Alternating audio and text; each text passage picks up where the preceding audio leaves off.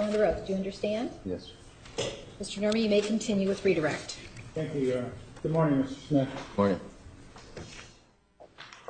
Sir, I want to begin this morning. We talked a little bit about last week, before your testimony was interrupted, about the events of June 19th and what happened to this computer on June 19th from a technical perspective. All right? Yes, sir. Okay.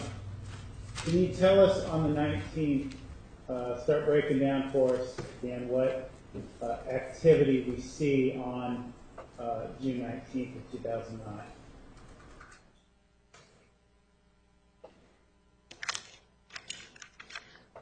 Okay. And before we go further, sir, I see on the left of your chart here, or analysis, you have red, green, and like a light blue, denoting the type of activity. Web activity, is that what we might normally think, just initiate in contact with the internet? When it says web activity, it's a little deceiving. It just could mean that whatever was viewed or accessed was through a web browser, not necessarily on the internet. Okay. And could you explain what file system activity means? A file system would be the direct files related to the operating system. Okay. Is that internal to the computer then? The computer's internal operating system? It's like the engine of a car, the mechanics that keep it all going. Yeah. And miscellaneous types, I'm sure the list might be rather extensive, but what are some of the common components of that, I guess, that miscellaneous category? Related to the operating system's functions and non-related to internet browsers or anything like that. So it would be anything else, PDF files, document files, media, pictures, movies, songs, anything other than operating Things that are system. kind of on the computer that don't deal with its operating or don't deal with the internet. Correct. Okay. Now, sir, going back into the specificity of June 19th, I see you have the numbers 15 and 16, and they show a fairly decent amount of activity. What is that? Is that the date, or is that the hours of the day, or what is Yeah, these are the hours of the 19th. We determined on the 19th there's 2,300 files or so. Okay. Modified, and these are the listing of the times they were modified. And what we're talking about here is a 2-hour window. Is that what we were just saying? Yes, there's 2 hours, 15 and 16, and you can also see 22 and 23, 10 and 11. Okay. Now, sir, in terms of that time frame, is there any evidence that a USB or some other external storage device was attached to the laptop? At 15 here, which is 3 o'clock, you can see timestamps down here, 15:58. You have root hub connections, which means there was a device attached of some sort. Root hub being a USB hub, you can see the little USB logo over here, and it shows that at 3 times there were connections. It looks like the device was different each time, as you can see the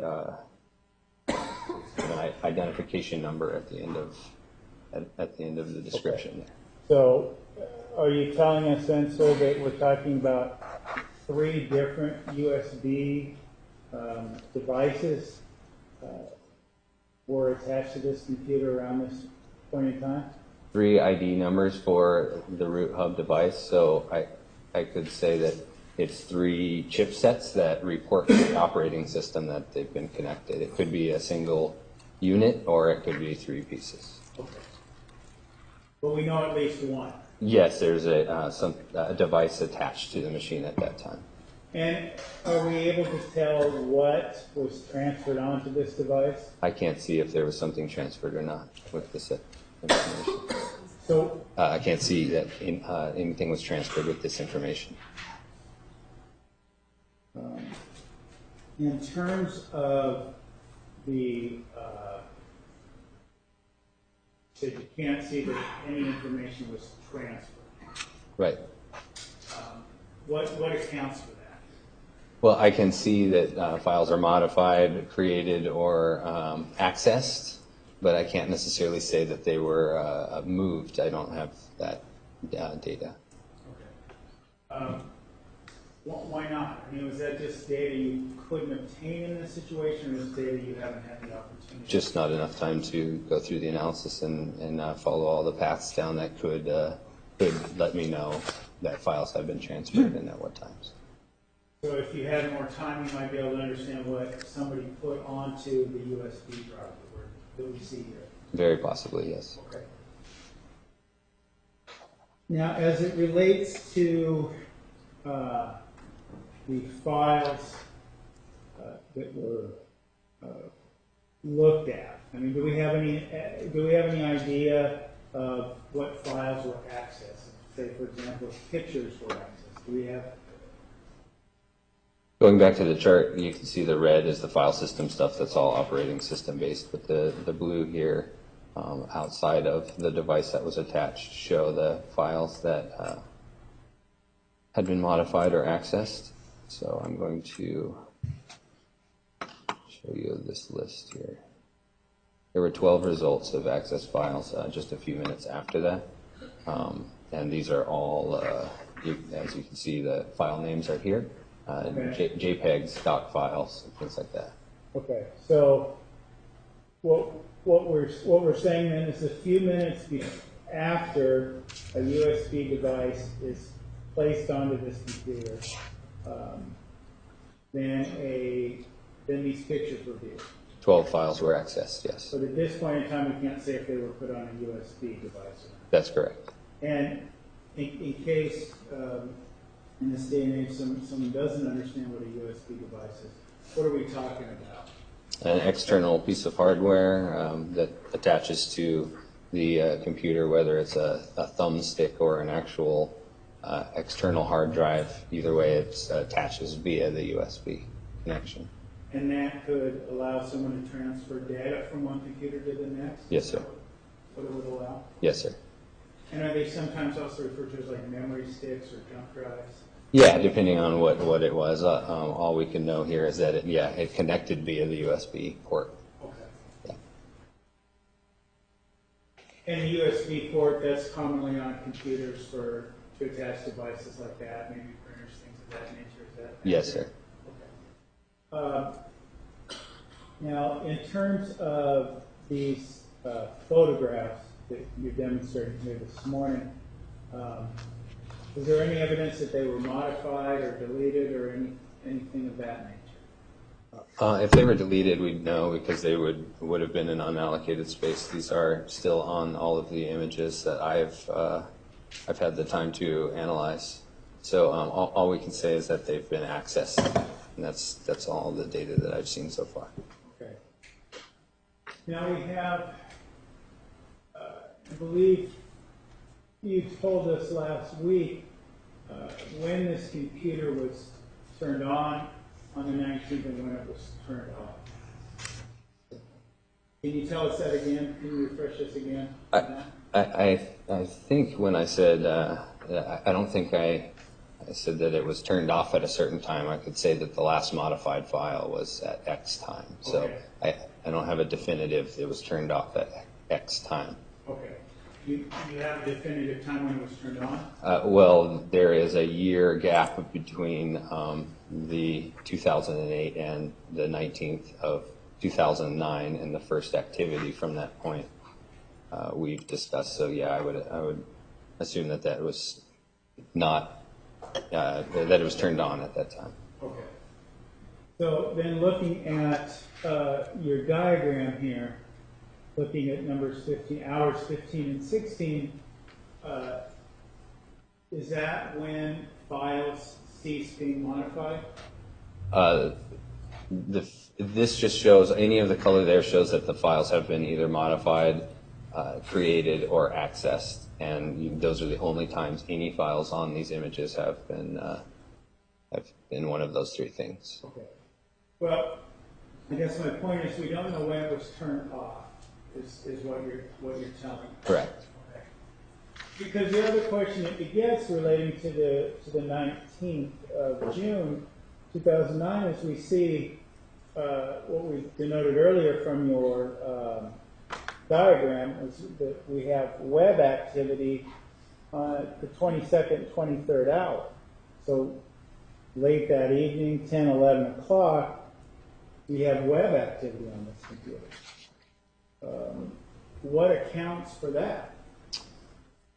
Honestly, I can't tell you exactly what accounts for that. Seeing it on the chart is definitely an eye-opener. Knowing that it's only web history, meaning that it was the files that were modified or viewed at the time were just viewed within an internet browser. As you can see here under subtype, it just says web history, meaning that the browser picked those things up and set a timestamp for that. So.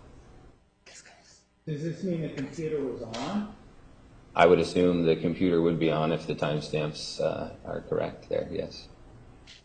Now, discerning, if you cannot tell us when it was shut off, you can tell us when it was turned on in the 1500 hour, but not shut off. The boot up files within the file system, the red ones here, are the typical files that show a proper turn on, like that Windows has been engaged and it's booting up its drivers and getting ready to start the computer. The shutdown has no shutdown sequence. There's a sequence of booting a machine on and there's a sequence of shutting down. So when the computer was shut off, eventually it was shut off abruptly, like a hard shutdown versus a normal proper shutdown. Okay, so if we assume it was either a hard shutdown, could it also be not shut down at all to account for this activity? Yeah, I mean, the last modified file being the 23rd hour, there's obviously a timestamp there, so something had been modified, but past that point, there is nothing on the timeline. Well, in this regard, then, you see this history. You see it 22:59, around 11 o'clock. Were things added to the computer at that time? Were certain things looked at? What do we know about what happened at 11 in the evening? At 11, there's only 3 files there that had been accessed, and they're really just a URL to google.com, like a base, like the browser had just loaded up and went or tried to go to google.com. My computer, meaning just the computer window, was open, or my computer window just showing what drives are available, that kind of thing on the operating system, and 1 image was loaded as well. And what images looked at? It's called Siamese Twins.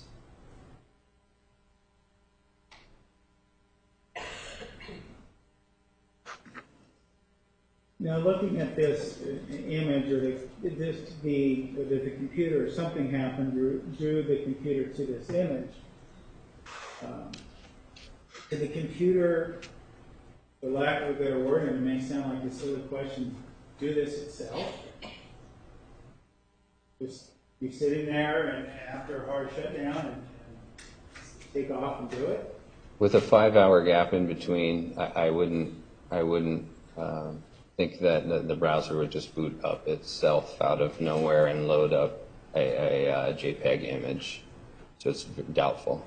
So it's more likely than in your assessment that after this point in time, someone at 11 p.m. on June 19th activated this computer, whether we want to say that it was woken up, what have you, activated the computer, and even more files came up onto this computer. Only 1 file is listed there. The other 2 are places, meaning that just a window had been pulled up with that information on it. And do we know, I see we have activity in the 22nd hour and the 23rd hour. Looking at these files, do we know how long this person would have been on the computer in the 22nd, 23rd hour of June 19th? These are all within the same minute here, so at 13 seconds Google was pulled up, but just a few seconds later, my computer was opened, and then this JPEG image was opened. So that's kind of a timeline of what happened. Originally, the browser was opened up, and the browser default was google.com. So it just opened up the default, or tried to open up the default page. I can't say that it did connect to Google. It just tried to. And then my computer was opened, which is requires a manual click to open up the My Computer folder, and then this file here, Siamese Twins, was viewed at the same time. Now, all this activity that's documented here, that you demonstrated this morning, that by my count, it all happens in the 22nd hour, but we see activity in the 23rd hour. What do we have there? There's 20 results here, and these are all files. So from 23:00, which is just a few seconds later, we can see from that Siamese Twins was just at the last few seconds of the 22nd hour, and just a few seconds later, all of these other images were loaded as well. So it's mostly images that were in the documents instead of the pictures folder that were accessed. I'm sorry, could you say that again? There were documents that were accessed from the pictures and documents folder. Okay. What does this tell us? So are we still talking about human-initiated, because we see web activity, are we still talking about human-initiated contact when we're talking about looking at all these pictures? Yes, sir. Going back to the timeline, the 22-hour we can see was at 59 minutes. If we go to the timeline here on the 23rd hour, you can see at 00, which is just a few seconds later, this file was accessed. And the timeline runs down 3 minutes, 4 minutes, 5 minutes, 7 minutes, 8 minutes, 9 minutes, as you can see all the way down, that those files were accessed, a minute apart or 2 minutes apart in a timeline. Okay, so what we really have here then is we're saying that that during this point in time, someone accessed this computer for about 10 minutes. They looked at certain pictures and they went on the internet. Is that what we're saying? The internet browser was originally opened, and then the pictures were loaded into that browser. Okay. So somebody actually would have loaded these pictures into the internet browser? Well, double-clicked on them, and they open within the browser, because the browser is set to open those pictures. I see. So they were somewhere perhaps posted online, and when they're activated, it relates to the internet. None of this was posted online. It was all in the My Pictures folder on the computer itself. It was just using the internet browser as the frame to put the photos into. I see. So if somebody went back, wanted to look at these photographs, and perhaps unbeknownst to them created a trail of web activity on the 19th. Correct. Thank you, sir. Yes, sir. All right. I have some questions for this witness. Are there any other questions from the jury for this witness? Counsel, please approach.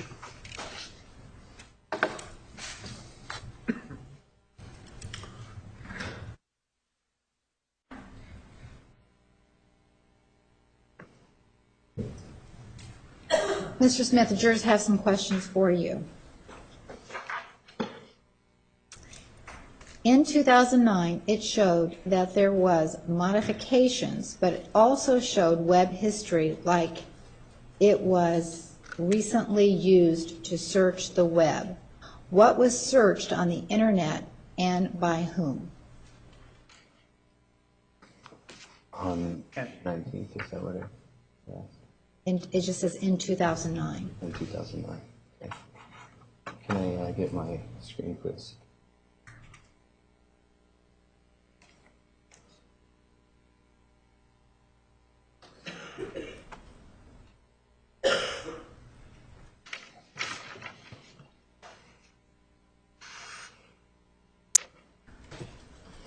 We kind of went over the information that was run in 2009. We looked at that just today. So all of this, these files of the 2400, we just kind of went through the web activity that happened in 2009, which was not actually accessing the internet, but it was just pulling up local files from a local folder.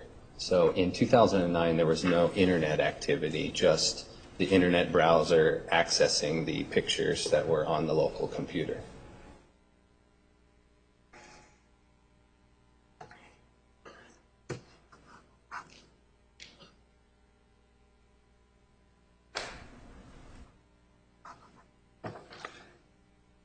Council approach, please.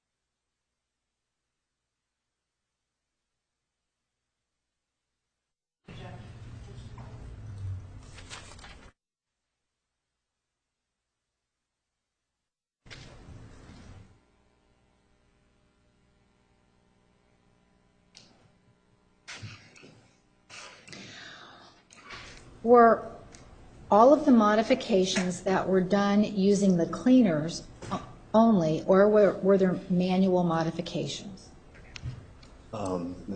The cleaners modified the files as a process. Most of the time they delete files like internet cache and the things that I explained last week, general maintenance type of files. There's an easy distinction between determining whether a cleaner like Spybot cleaned the files versus if they were modified, created, or accessed manually by a user. For the most part, what we've been talking about, the files have been modified by the users directly. There's no evidence that any cleaners were the reason for any of the modifications we've discussed. When a cleaner is selected to start cleaning, can the initiator at this time pick and choose what areas to clean and what areas to leave as is? Absolutely, and it all depends on the cleaning software itself. Many different cleaning softwares installed on this. Some of them were actually malicious. Some of them were made to be cleaners. They have a lot of options for cleaning both files and historical records and things like that. Can these cleaning programs be done when a computer is turned off? No. In your experience, how many modifications on average are created upon a computer being turned on or brought out of sleep mode? That's a good question. Every operating system has a different boot up sequence, so it depends on the operating system. Windows XP, being this operating system, had I think it was 1800 to 2,000 files that are modified during the boot up process, but I don't know the exact numbers to that. But each operating system is different, and each system in general is different because when a machine starts up, it goes into what's called the startup list, and within the startup list is some software that was installed by the users. So I may have a number of programs that I've installed previously that boot up when the computer boots up, and all those files are modified during that time. So every computer is different. There's no set number of files that are modified or changed during the boot up process. It's different every time. Please explain, if overwritten, how information can be gotten back. That's okay. If overwritten, you're less likely to retrieve the data that was overwritten. If the data was deleted, it's a lot easier, because just because it was marked as deleted doesn't mean it was actually deleted off the hard drive. So when you say to delete a file, when you click on a file and delete it, that doesn't necessarily mean it gets rid of the file. It just makes the space on the hard drive available to be written to. meaning it just kind of masks the fact that that file's there anymore, and as you download more files or install more things, that empty space or that space that's marked to be empty can be filled with new files. So in the case of the files being recovered or the data being recovered, there are some tricky processes to recover data that's been overwritten directly from some other data, but most of the time we're talking about unallocated space, a file that's been deleted and hasn't had data overwritten on that piece of the hard drive. On the search bar, if you can't tell if the internet search or not, how do you know that the person searched an actual topic? Can you repeat that one? On the search bar, if you can't tell if it was an internet search or not, how do you know that the person searched an actual topic? I think we're discussing the history of the registry that we talked about last week, and the history of what was searched in the search bars. That is the files that were in there. The historical search terms were definitely searched by a human under whatever topic they chose. Anything within that historical record was typed in by humans and not automated, I guess, if that answers the question. Do things attach to other files like spam and virus?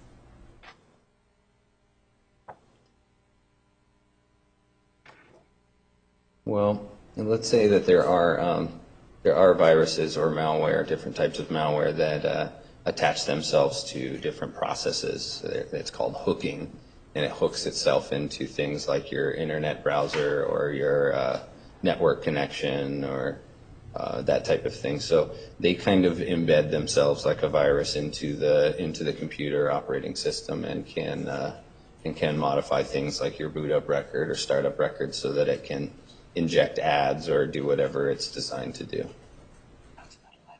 Was there any evidence of a virus, malware, spyware, or both that would require cleaner software to remove on either the 08 or 09 image? Yes, all the images had the same amount of viruses and malware, and there were a lot. I don't remember the exact number, but 10 to 12 active viruses, Smith fraud being one of them, Z-Lob being another, which are just names, fancy names for viruses that were in there. And it was definitely an infected machine.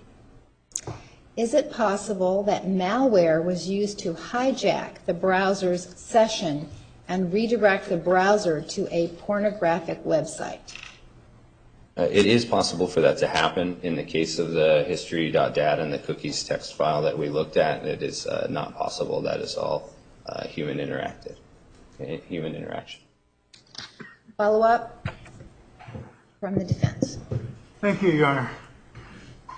Sir, I want to get some clarification on a few things, maybe beginning where with the statement you just made about hijack, a browser session, being hijacked. What does that mean? Let's clarify, first of all, what does that mean? How does a virus hijack a session? Certain viruses can be programmed to redirect or hijack your traffic in a number of ways. A typical use would be to inject its own search terms into your search browser. So if you're searching for a topic like home gardening, when you think you're typing it into Google, the virus has been programmed to take you to its advertisements and its search engine results versus the Google results. So it can manipulate the results of your search. Okay. But And I want to make sure, because I know this all relates, to, like a lot of the things we found in the registry, because what you told us in answer to the previous question was that the registry contained items that were searched by humans, by a human user. Yes, sir. And what you seem to be saying just a moment ago seemed to indicate that it's possible that a virus could initiate that. So I want to make sure we're clear in terms of hijacking the session. So if someone types in HomeDepot.com, okay, just by way as an example, that would be in the registry. Is that accurate? Well, there's kind of a trick here. We're talking about two different things. The search results for internet history in a browser can be hijacked by viruses, and it's known that that can take place. The history that we looked at was not the search history of the browser itself, but of the actual operating system, if you recall. And that's why the history is stored in the registry there and not in the history of the internet browser, because that was within the operating systems. It's a different search bar. And in that case, there's not many that would inject there aren't really viruses that would inject search terms for the OS itself, because that search won't allow an outside connection to be malicious. It would have to bring up the browser and do it through the browser no matter what. Okay. So the viruses then that were on this computer, going back to HomeDepot.com. If you put in HomeDepot.com, is the viruses that were on this computer, are they capable with like what we saw last week, teen porn night? Okay. You type in HomeDepot.com in your browser, are the viruses in it capable of taking you to teen porn night? The viruses that were installed on the images that I analyzed were not those type of viruses. Most of them were ad injections, just replacing paid ads from legitimate companies with their own advertisements so that they could make money off of that. Okay. But that couldn't be said, just based on belabor the point, but just to make sure that we couldn't be saying, well, then if some virus wanted to take you, when you type in Home Depot, take you to teenpornmag.com, would teenpornmag.com still be in the registry? Or would it be just in the browser history? It would be in the browser history if it was accessed through the internet. If it was in the registry search term, then at some point that was typed into the search bar for the operating system. So in that regard then, is the registry, and maybe an accurate term, is that the best place to come to understand where human interaction lie with this computer? That all depends on each analysis. It just depends on how the user's behavior worked, what kind of cleaners they used, that kind of thing. There's a number of places to look for those. In my analysis, it was the easiest signal to pick up on. Okay. What was the easiest signal? Just the history results from the operating system were kind of the biggest red flag, as it were, the easiest to find what I was looking for as far as human interaction. Could you explain what you meant by that in terms of, and we're talking, you say the history, we're talking history.dat file? We're talking about the registry in this case? Okay, the registry. Yeah. Why was that the best source or place for you to find evidence of human-initiated contact with pornography? There was a significant amount of historical record there, which gave me a lot of, it's an easier scope to see, whereas I didn't have to pinpoint one single thing hidden within a large document. There was a large amount of history there, and a large part of that history was what I was looking for in my analysis. So, Can we pull up the registry? Sure, the registry file.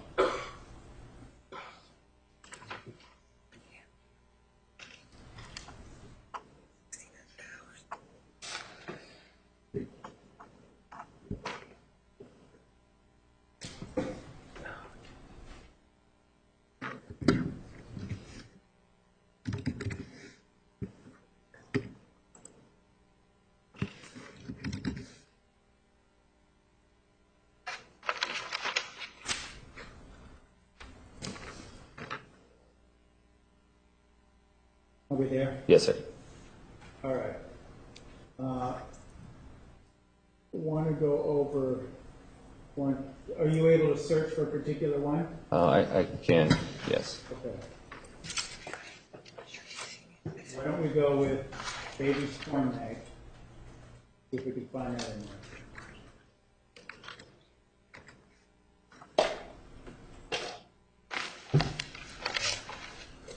So we have all these porn magazines, Babe's Porn Mag, Ebony Porn Mag, all these things. Okay.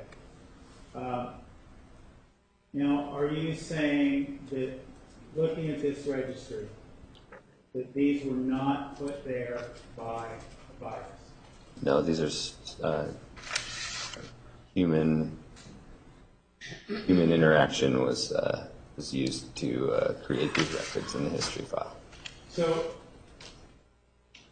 even you didn't see, just to be clear, so you didn't see any evidence that the viruses on this computer would hijack a browsing session. Is that accurate? Not hijacked for pornography, but hijacked for advertisements.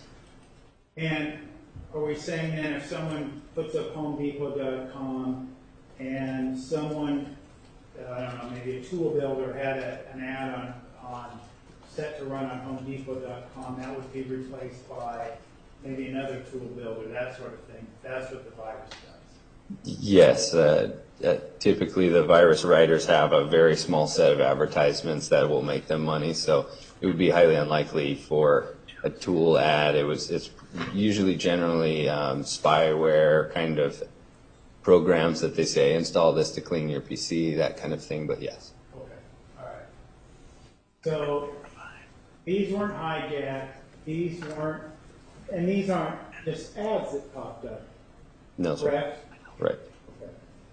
And in this regard, with all these porn magazines,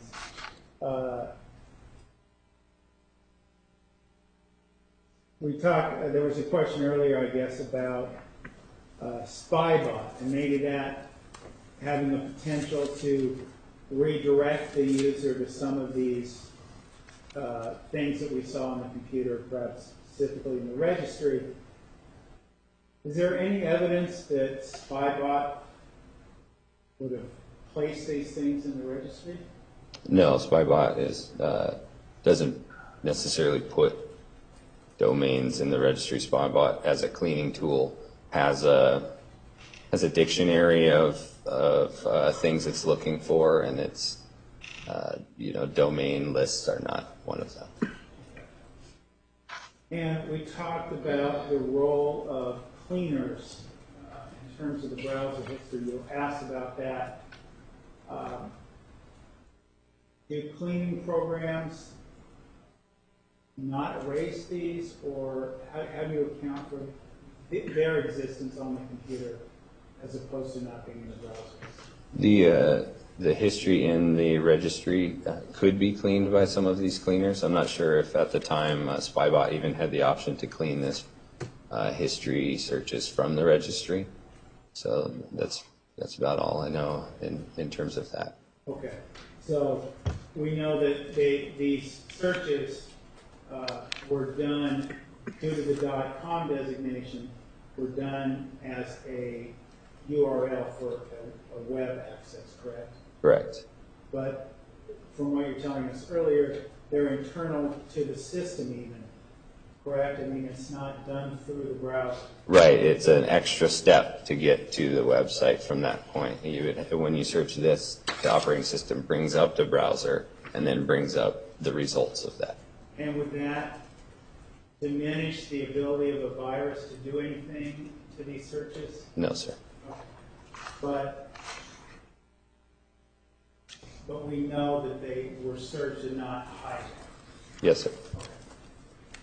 Now,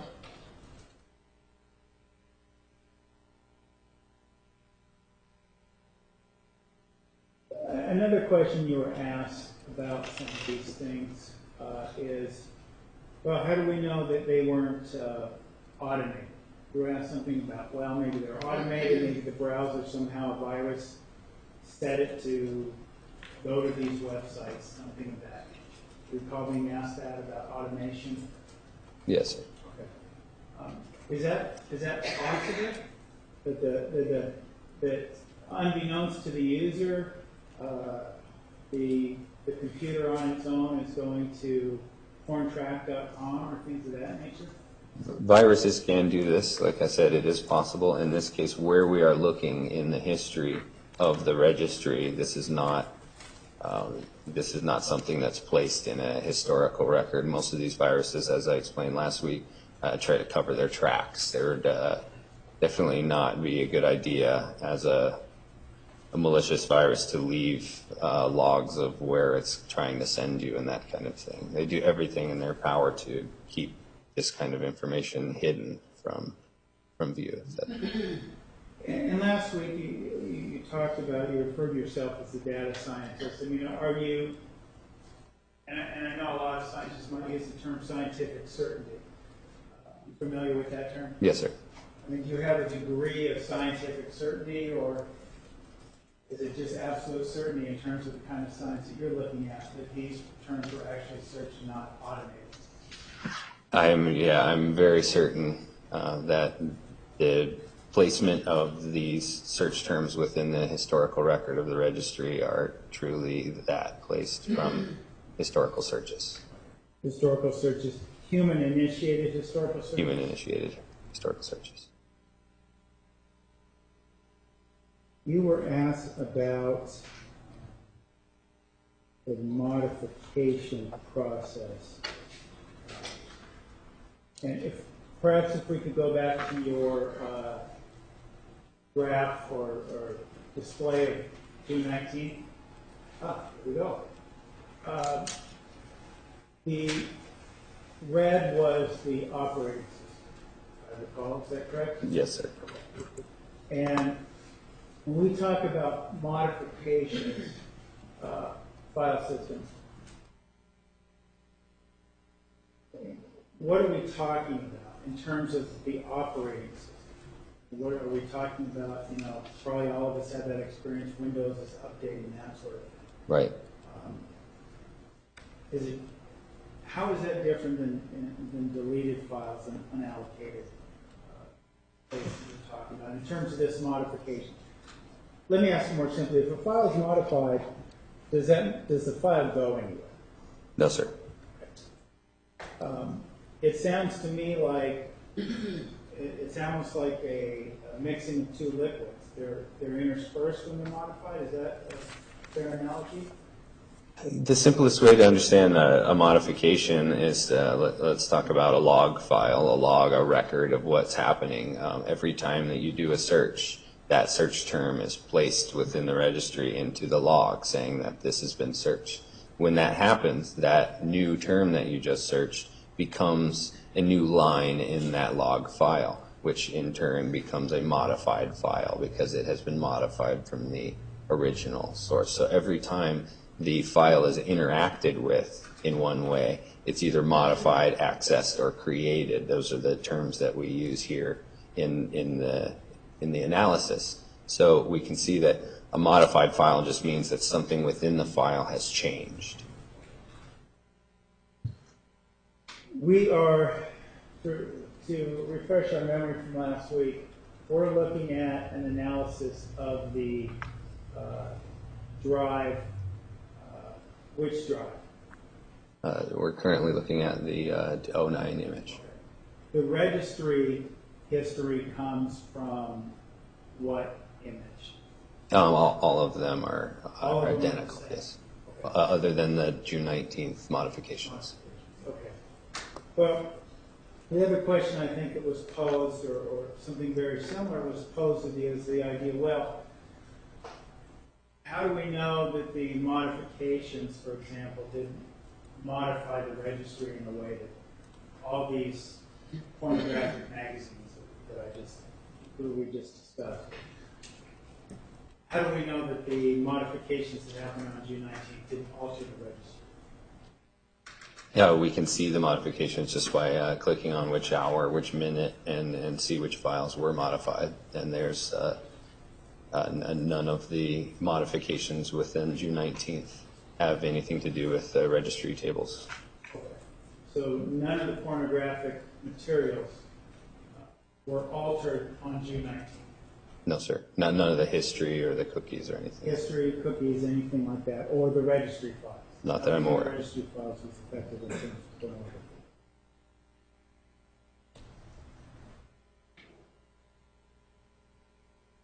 You were also asked about cleaner programs and what they do and how they're set. And you told us that, well, a cleaner program can be, I believe you said targeted, might have been your word, to target certain activity. Is that accurate? Yes, sir. Okay. And how does it do that? Does the user set that up to say, for example, I want to delete all pornography from my history?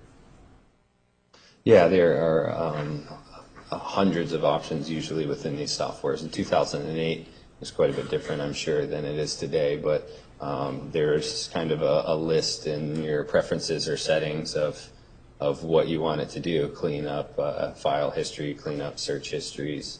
It can even clean up things like your settings for font sizes or window colors and that kind of thing. So there's a lot of variables and a lot of options you can select or deselect when using these cleaning programs. So you could see significant browser history without pornography if someone specifically used their cleaning programs to eliminate the pornographic content. Is that what you're saying? Yes, sir.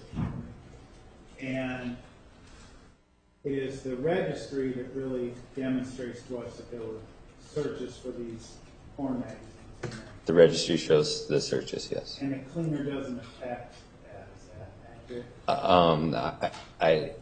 I do not see any modifications from the cleaners. It could possibly, but no, not in this case. So cleaners could possibly modify the registry in a computer. Correct. But you don't see any evidence of that with this hard drive. No, sir, and that would show up as a modified file on the time it was modified. So that's where this timeline comes in handy. If a cleaner attacked, for lack of a better word, or tried to erase what we saw, teenpornmag.com, we would know that. We would see that as a modified. That registry history file would show a modification timestamp on that time and date that it was modified, meaning something changed. Meaning it's either there or it's not, and it's not there. Something changed, and yeah, there's no evidence that that cleaner did anything to the registry. No. Either put it there or tried to take it off. No, sir. Thank you, sir. Yes. Mr. Martinez? Sir, you referred to yourself as a data scientist, didn't you? Yes, sir. And in fact, one of the things that you use as a data scientist is a tool to take a look, for example, at the 2009 hard drive, right? Sure, yes, sir. And that tool that you use is something called autopsy, right? Objection beyond the scope of the questions. Approach.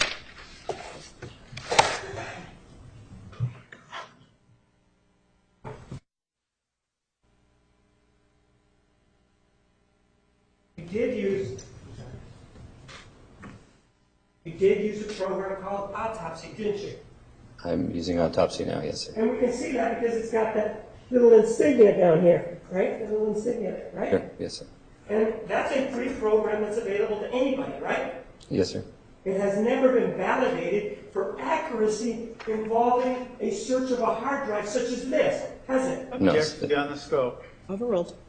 You said no, sir, right? It hasn't. it has been evaluated, yes, sir. It has been validated, not invalidated. Validated, yes, sir. Isn't it true that police departments actually only use MCASE because it has been validated? No, sir. You indicated that you worked on, what, 2 cases involving cases in the criminal area? 2 criminal cases, yes, That's sir. all you've worked on, right? Yes, sir. Sir, if you go up there and you take a look at the 22, if you subtract 7 from 22, what is it that you get, sir?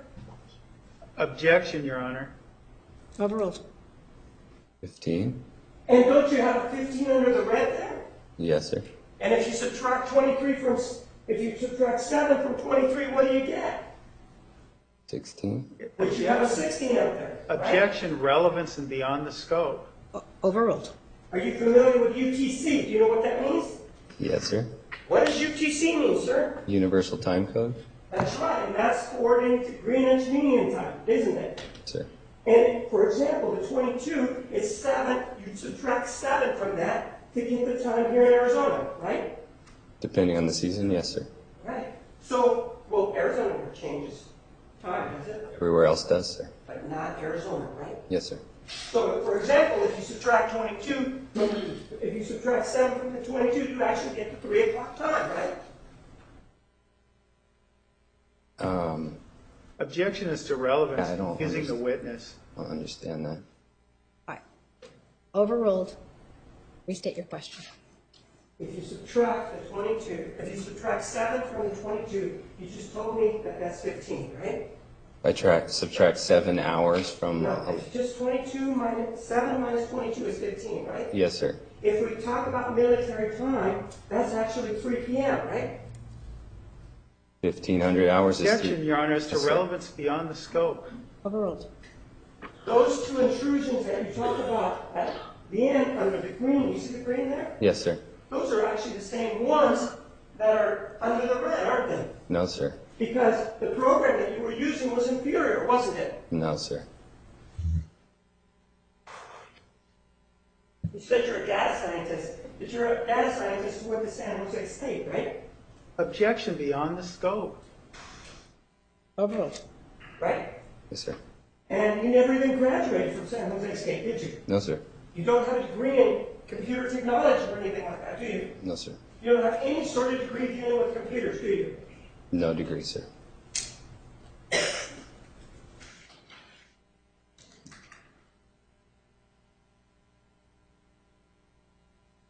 And all of this information that you are giving us involving the registry, you told us about the history of the registry, right? Yes, sir. You told us you showed us some of the other history, for example, when we have it, right? Yes, sir. All of that was obtained using the autopsy program, right? I'm not sure what you mean by obtained, sir.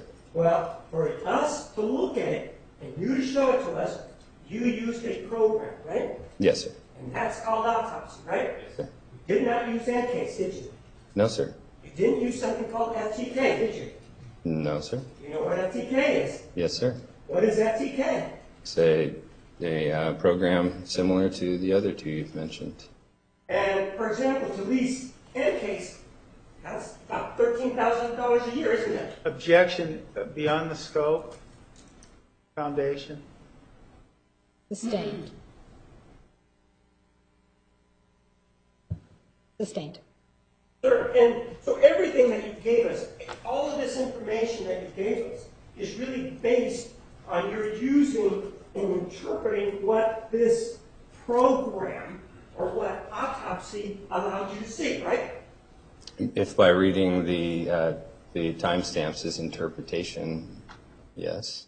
That was brought up by this autopsy program, right? Yes, sir. And this program, you used it, and then you came in, and then you gave us your results, right? Yes, sir. All right. You may follow up.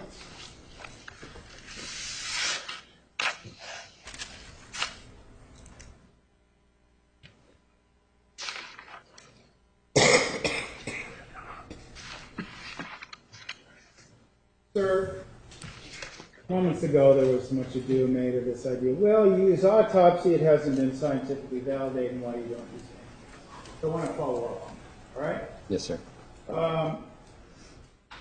What is autopsy?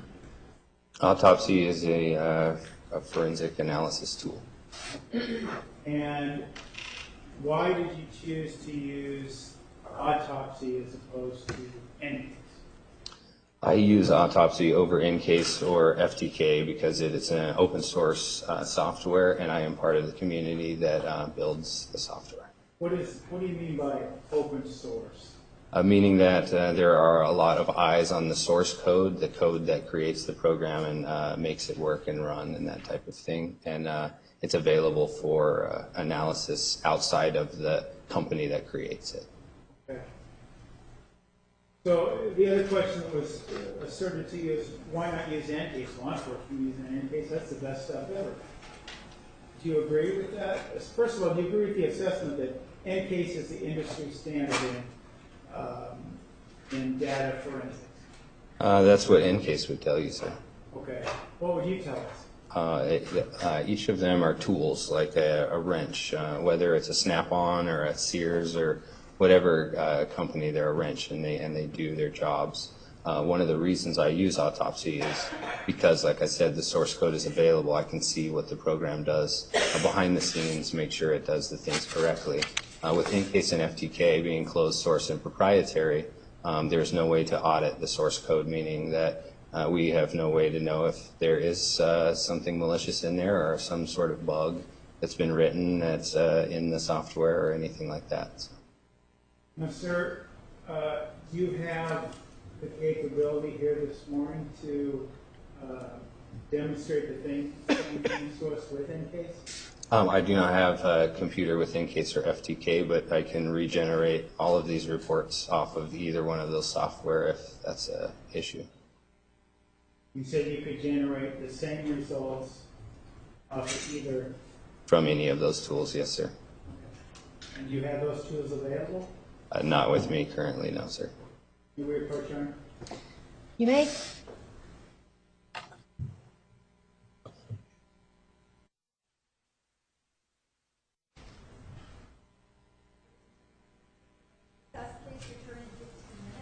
Minutes, please remember the admonition. You are excused.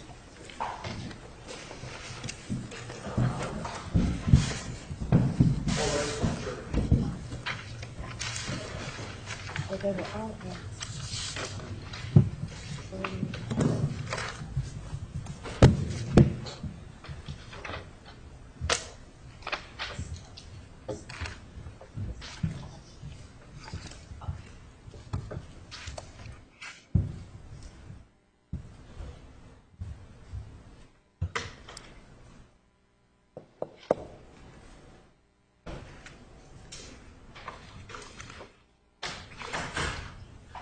Please be seated.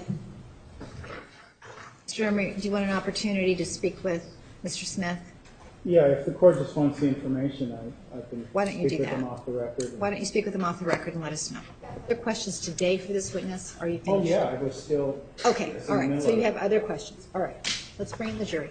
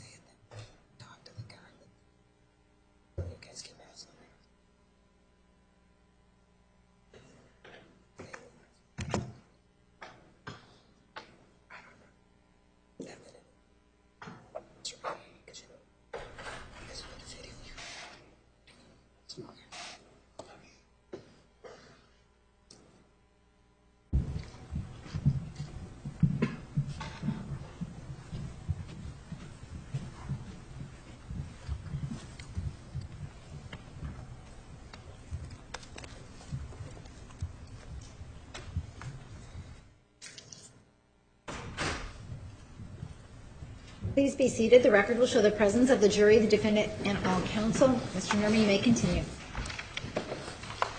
Sir, when we spoke last week, we had a diagram up of the different hard drives that went on. Do you remember that? Yes, sir. And we came to demonstrate that you were using an image of the 2008 hard drive, correct? One of the images, yes. One of the images. Mhm. To your understanding, how was that image generated? What program generated that image for you? The images that I have are created in EnCase. And that was created by law enforcement, correct? Yes, sir, Mesa PD. All right. Mesa PD creates this EnCase image. Everything we're seeing here is from an EnCase image, is it not? Yes, sir. Been leading. Overruled. Now, you were queried about, autopsy is an inferior program because all law enforcement agencies use EnCase. Do you remember those questions? I remember the questions.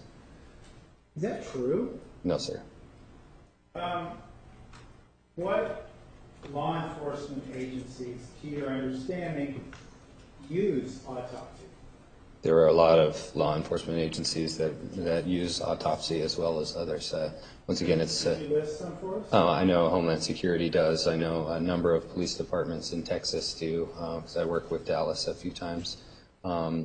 There's a University of Michigan forensics labs are actually one of the biggest contributors to autopsy and the source code for autopsy. So a number of universities, government agencies, military agencies, etc. So is it really the case, perhaps, that EnCase is more of the grade school kindergarten type program people might use that don't understand as much as you? I guess Section leading, like a foundation. Overruled in the answer. I guess the easiest way to look at it was take a file format like a PDF. A PDF doesn't necessarily have to be created by Adobe Reader, which is the original program that created PDFs. Okay. There's a number of software written by a number of manufacturers that can open a PDF file just fine. Chrome browser, Internet Explorer can read a PDF. Adobe Reader, obviously, and Microsoft has its own PDF reading software.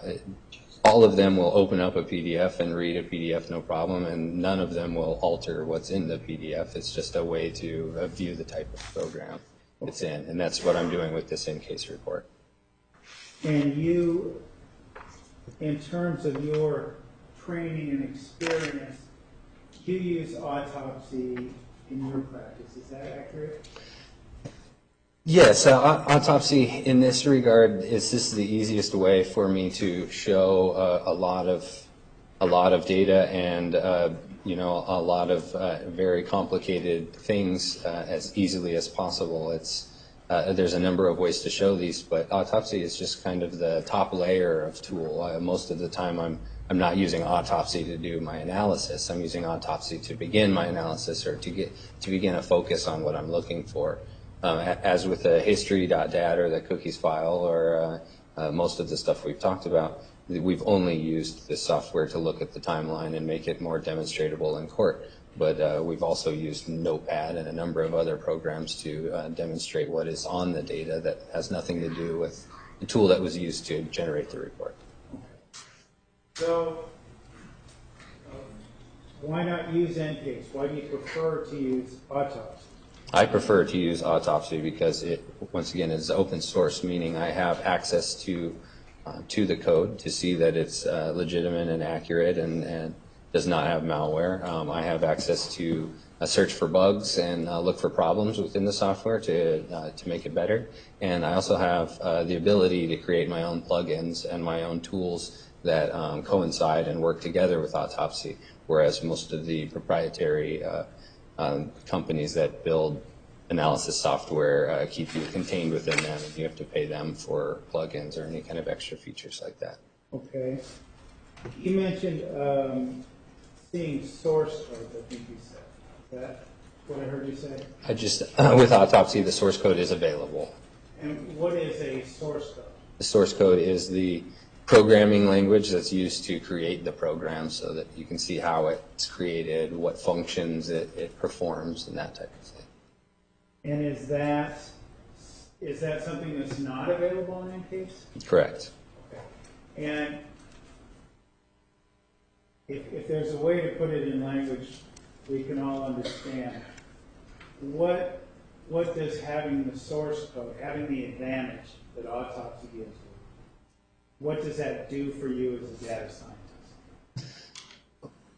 It's just one tool in a toolbox, whereas having the ability to go into the source code, if I know I need to do, if I need to parse a certain type of data or look for a certain thing that the software doesn't necessarily have a clickable button for, I can go in and find the functions and formats and actually create my own tools alongside of Autopsy to perform those tasks that I need done.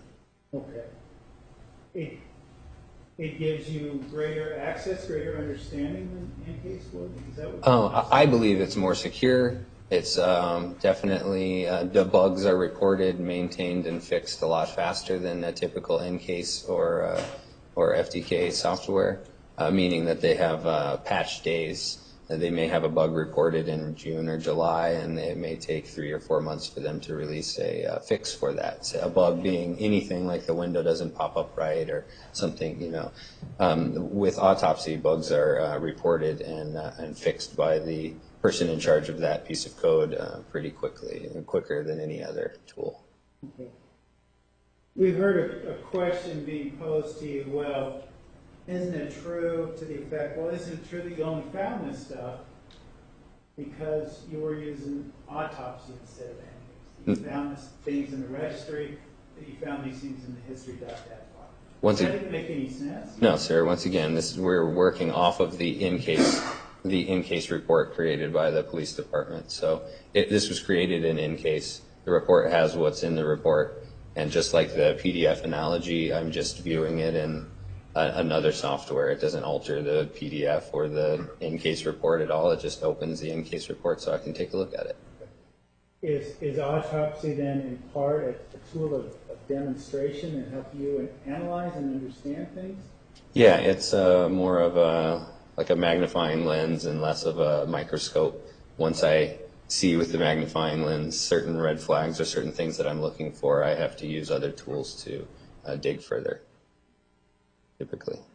Sir, and in terms of your use of this program, in terms of your business, we talked a little bit about your business and who you are, what qualifies you to do these things.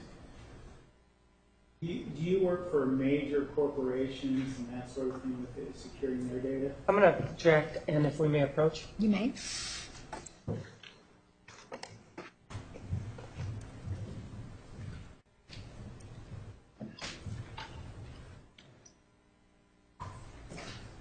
And sir, you told us when you began your testimony that you did, in fact, in terms of your business, work for, consult with major corporations. Is that correct? Yes, sir.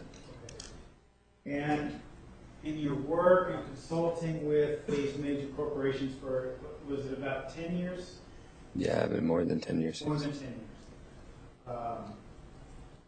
years. Is Autopsy a program that you would use to help analyze or demonstrate the results that your clients are seeking? Yes, that's why I'm using it here. And do these corporations, for example, say, well, we want you to use N-Case or anything like that? Typically, they're hiring me for an And analysis. non-responsive, yes or no? Sustained. Sorry, say that again. Do these corporations, for some reason, want you to use N-Case as opposed to? No, sir. No. And why not? I mean, it's superior. Don't these people want you to use a supposedly superior program? Objection, speculation as to the thoughts of others. Sustained. All right. So you work for major corporations, use Autopsy all the time, right? Yes, sir.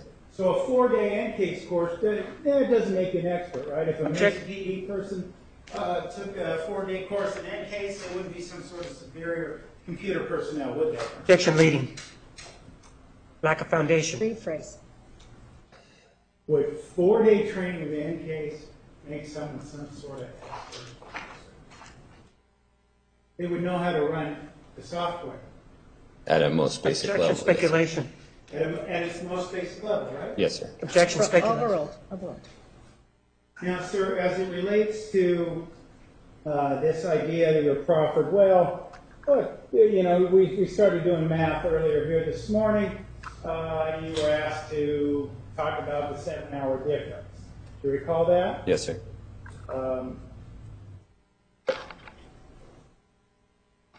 Are you, because I noticed, this 22 and 23, this green activity, that's not with the 15 and 16. No matter what kind of math we do, it's not in the same bar, is it? No, sir. Why not? Different. Because autopsy is so terrible? No, sir. Why not? The- So why isn't it there? Because the timestamps are different. Okay. The timestamps are different regardless of what kind of math we do. 2 plus 2 is 4, 3 plus 3 is 6. It doesn't matter because these are different time frames, right? That's correct. Okay. And sir, perhaps the question could be made, well, there's no activity of the red bars or the blue bars in your diagram. So how could this green activity go on by itself? How is that possible? And just that the modified timestamps are created when the file is modified. Okay, when the file is modified. But what I'm saying, I guess, is, okay, well, why wouldn't we see any activity out of the red, for example, the file system, in conjunction with what we see in the green? You'd see red if the operating system was making changes and being timestamped at that. Okay, so how do we see web activity without the file system then? Because there's no changes in the file system? Objection leading. Overruled to me answer. There are not changes. Anything modified is how the timestamps were created. Okay. So this isn't a matter of a system being on or off. This is a matter of modifications. Of when the timestamps were created by the software. Okay. So somebody who was in charge of the software, I don't know, a lead detective or something, they could come back on, turn the system on, and make changes, but there wouldn't be changes to the web activity, but there wouldn't necessarily be changes to the file system, so it wouldn't appear on this bar. Objection leading. Overruled to me answer. It would not appear. Okay. Sir, the final thing I want to ask is, well, you didn't get a degree. San Jose State didn't give you a degree. Therefore, you don't know what you're talking about. Or you're using an inferior program. Do the companies you work for and the skills you have, are they concerned with your lack of degree as to the certitude of the things that the analysis you make? Objection speculation. Sustained. Have you been able to sustain yourself with business for these major corporations for years? Yes, sir. And many of your clients, are they return clients? Yes, sir. And is this the kind of thing that you need a degree for or a skill set for? It's skill-based, for sure. And you have the skills and the confidence as a data scientist to do that everything you've told us throughout the course of your testimony is true and accurate. Is that correct? I believe so, and I think my clients would agree. Thank you, sir. All right, ladies and gentlemen, we're going to take the noon recess. Please be back at 1:25. Please remember the admonition. Oh, You Your are Honor, excused. may we approach? You may. Oh, never mind. Sorry. All right, 1:25.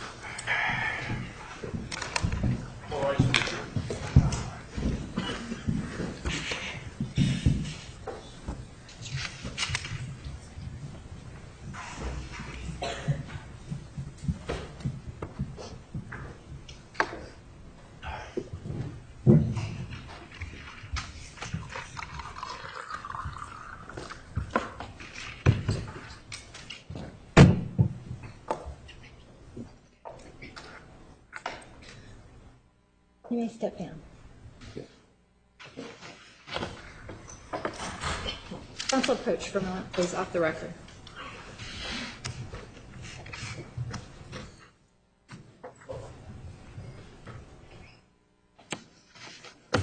All right.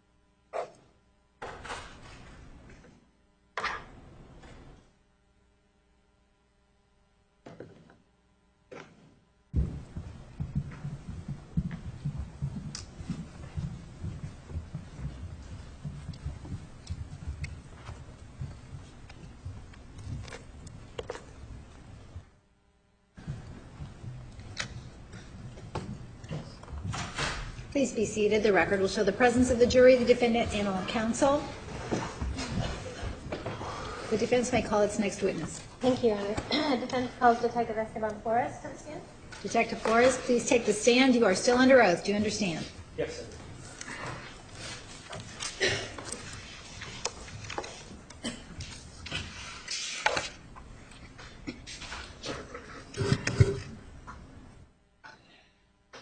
Good afternoon, Detective. Good afternoon. At the time that we've been through the fact that you're the case agent on this case, correct? Yes. And so you were also one of the first people to respond to the scene on June 9th of 2008, Yes, I was. and along with lots of other officers, I'd imagine. Yes. And based on your investigation, your understanding, Mr. Alexander had 2 roommates at the time in June of 2008, Yes. and both of those roommates were LDS members? Yes, they were. So they were both members of the Mormon Church. Yes. And one of the roommates' names was Zachary Billings. Zach Billings was one, yes. And according to your interviews with Mr. Billings, he moved in sometime around in January of 2008. Does that sound right? Yes, it was that early that year. Okay. And the other roommate, was his name Enrique Cortez? Yes. And Mr. Cortez, he moved in just a few weeks prior to June 4th of 2008. Is that right? That's right. Okay. So both of these individuals were interviewed, one by you and one by other officers, right? Yes. And at the time and during these interviews, neither one of them ever said or ever claimed to work or ever use Mr. Alexander's computer. Objection, lack of foundation as to whether they were asked. Approach, please.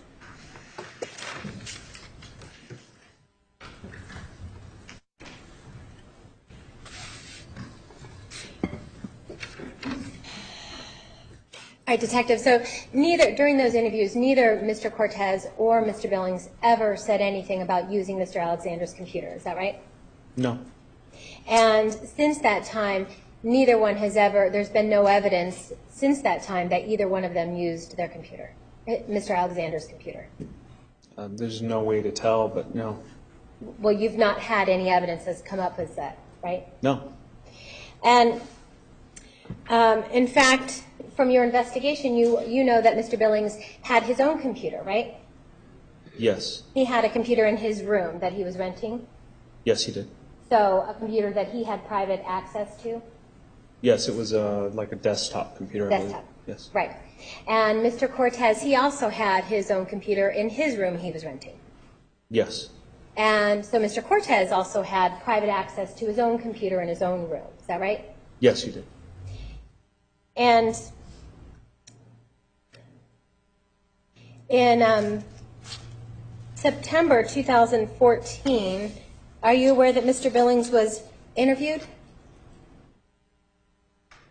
In September of 2014? 2014. No.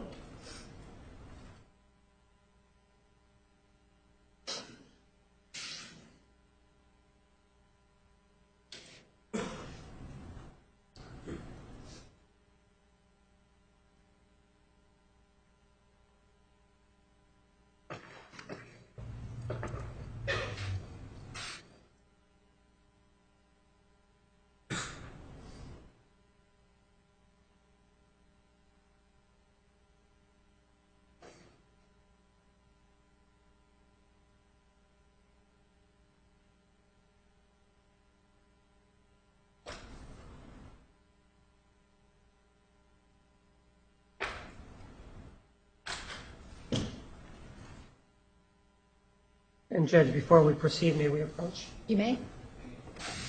I'm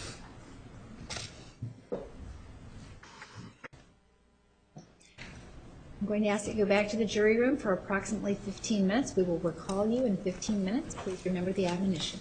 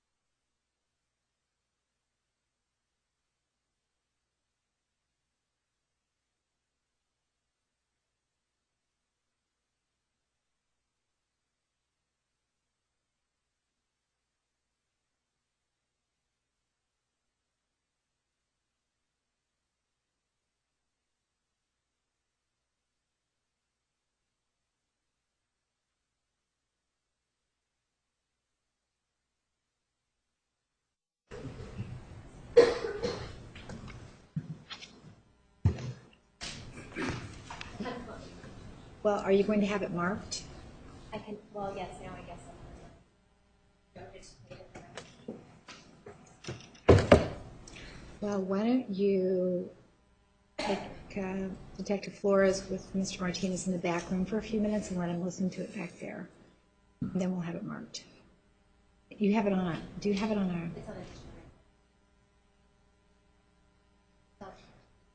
up to where. I'd just like to play it for the record, Judge. I mean, that would be the issue. Do you want to play the entire thing right now? No, Just the clip, Your Honor. Okay. All right. You can do that. Record will show the jury's left the courtroom.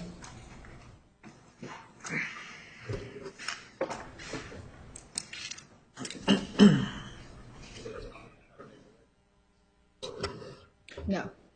And it's going to be marked as... Is she going to mark it? If it's not a digital recording, they'd have to give me a CD or something. I can replace it with a CD later, I guess, if that's... All right, we're going to... You will need to do that Sure, I can on do a that. CD, and we'll mark the CD as Exhibit 812. 812.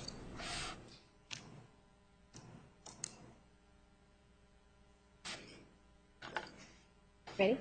Yes.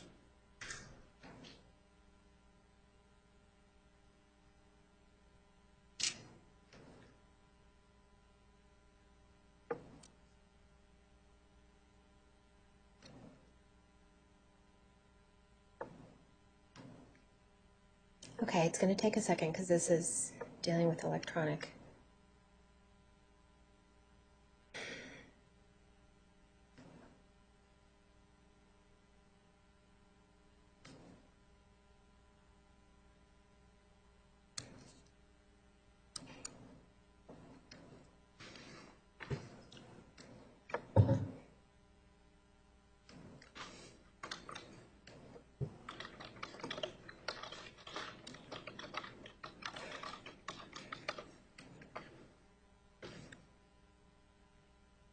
The digital recorder's freezing.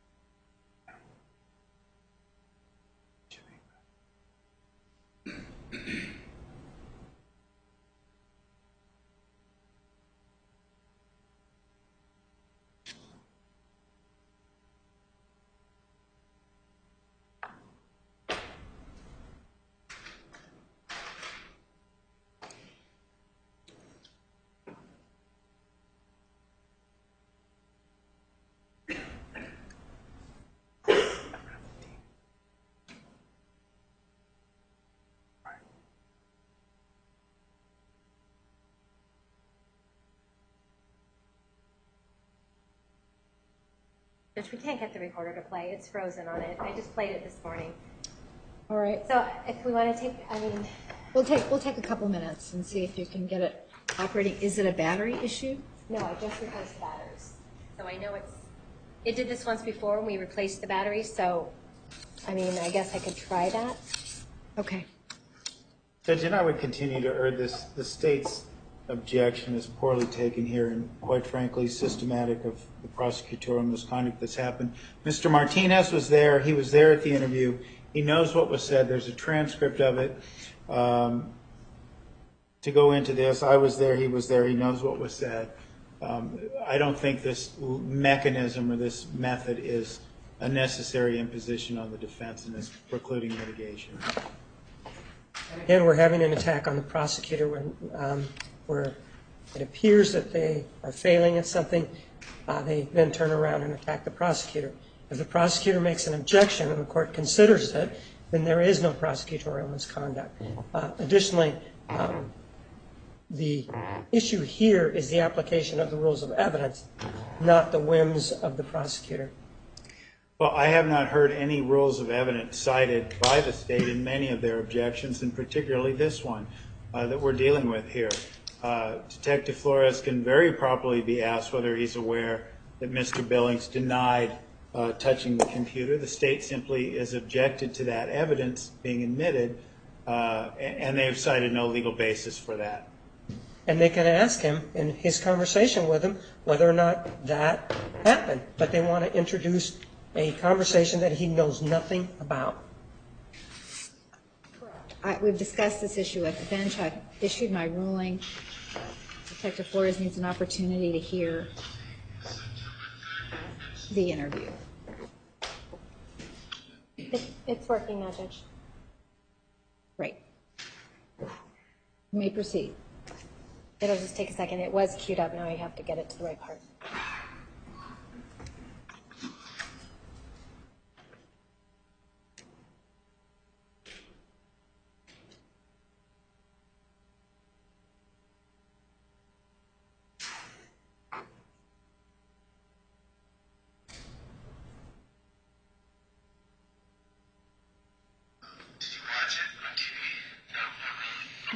This isn't part of the, I mean, I can play this part if you want. I guess I listened to the news afterwards, would listen to the news radio on my drive home and just hear kind of the cliff notes.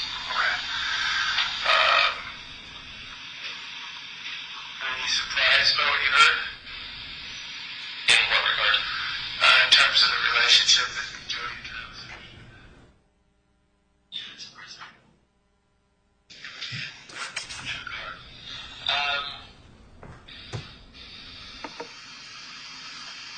I guess it would be, he just, I guess I didn't know that they had that type of relationship. Meaning a sexual relationship? Okay. Did Travis ever profess his virginity to you? No. Did you ever talk about sharing the same faith? Did you ever talk about spiritual matters? Occasionally, I mean, we would, of course, in Sunday, or at church on Sunday, we would talk about it, and on occasion at home, but nothing in depth. Okay. And was he, to your knowledge, the entire time that you lived with him, did he have his temple recommend? I don't know. Okay. Did you have any reason to believe that he didn't? I had no reason to believe that he did. All right. And why were you shocked that they had a sexual relationship? He said surprised, but not shocked. Okay. It was just not something I would have expected from him. Like I said, there was nothing that would have made me think otherwise, that he wouldn't hold a temple recommend, that he would be engaged in anything like that.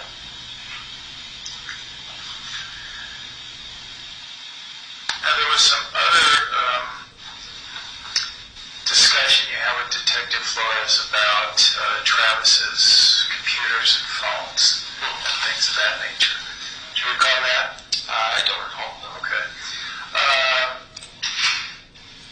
One of the things that was brought up in that regard is that you had your own laptop. I had my own desktop computer. Desktop computer, correct. And that was in your bedroom, correct? Okay. And did you ever use Mr. Alexander's laptop? No. Okay. And one of the things that you would... That was the portion, Judge. Did you hear that? Yes, I could hear it. And do you recognize that to be Mr. Billings' voice? I do not. It's been a long time since I've talked to There's the no man. question. He indicated he doesn't recognize Don't it. recognize the voice. And Judge, I don't think he needs to. Hearsay is available. It's obviously, this follows the transcript. I just read it. I can avow to the court it follows the transcript. Hearsay is allowed in this proceeding.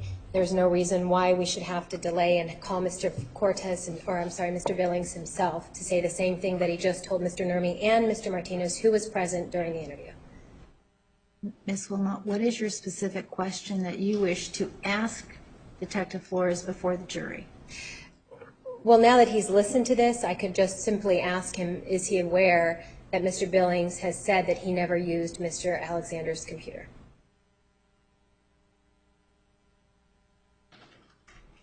And the state's position? Two things. Number one, he can't lay the foundation for it. He doesn't even know who that is. Second of all, he's already indicated that Zachary Billings never used the victim's computer. So this is duplicative in nature. How many times do we have to have it? It's already indicated no. He was never told that he used it. So I still object.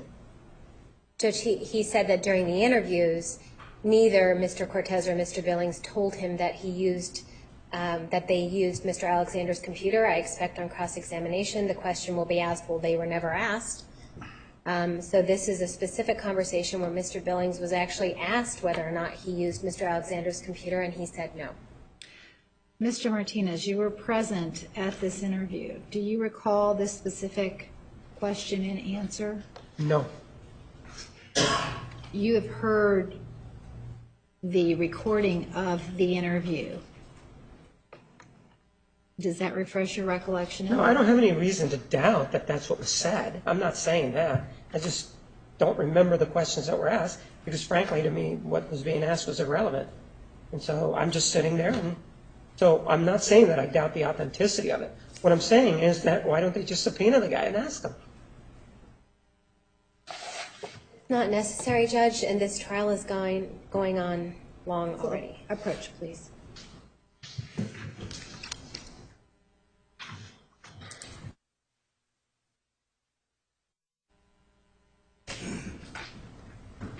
Objections overruled. The jury will be brought back.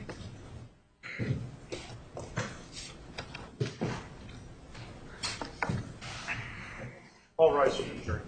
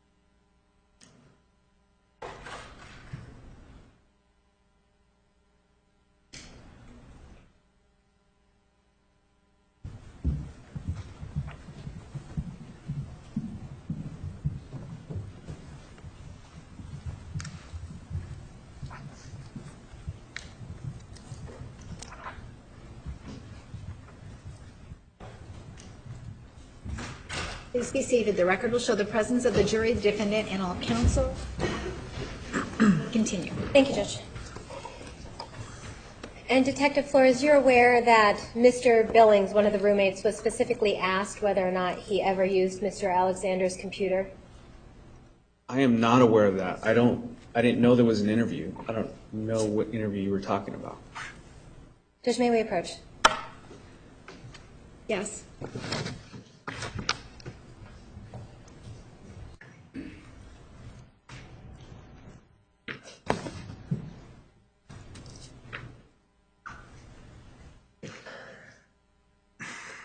Detective Flores, isn't it true you just listened to a recording? I just listened to a recording, yes. And isn't it true that your understanding, based on what just occurred outside the jury, is that during this recording it was Mr. Billings who was being interviewed? That's what you purported, but I Isn't never that your heard that. understanding, Detective, based on what you just heard outside the jury's presence? I heard a recording, yes. Okay, and you know during this interview, you know that Mr. Martinez was present, right? Yes. During that recording, isn't it true that Mr. Billings said that he never looked at used Mr. Alexander's computer? Like I said, I was not there. I know nothing about this recording. I don't know if it was actually him or not. So you doubt the veracity of Mr. Martinez, who said it was Mr. Billings? Objection, improper question. Sustained. Do you have any issues with Mr. Martinez? Objection, relevance, improper question. Sustained. Judge, may we approach? You may.